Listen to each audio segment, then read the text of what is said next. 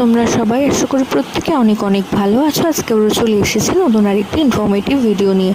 আজকে ভিডিওতে কথা বলবো গর্ভাবস্থায় এই ছোট্ট একটি টেস্ট যদি তোমরা বাড়িতে করে নিতে পারো তো তোমরা সহজেই জানতে পারবে যে গর্ভের আগত সন্তানটি পুত্র না কন্যা। তো বাড়িতে রসুন বা লবঙ্গ থাকলে সেটা একবার চিবিয়ে দেখবেন। যদি লবঙ্গ এবং রসুনের গন্ধ খুব তীব্রভাবে পান, আপনার শরীরের মধ্যে দিয়েও যদি মনে করেন যে বেরোচ্ছে, তো সেক্ষেত্রে ধারণা করতে পারেন যে গর্ভের আগত সন্তানটি একটি পুত্র সন্তান আসতে চলেছে। এবং রসুন একবার চেবানোর পর বা লবঙ্গ চেবানোর পর যদি দেখেন কোনো রকম গন্ধ আপনারা পাচ্ছেন না সেইভাবে, তো সেক্ষেত্রে ধারণা করতে পারেন যে গর্ভের আগত সন্তানটি একটি কন্যা সন্তান আসতে চলেছে।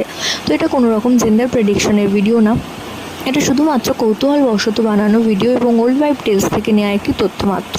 প্রত্যেকে ভালো থাকুন, সুস্থ থাকুন, সাবধানে থাকুন এই কামনা করে ভিডিও এখানে শেষ করছি। নমস্কার।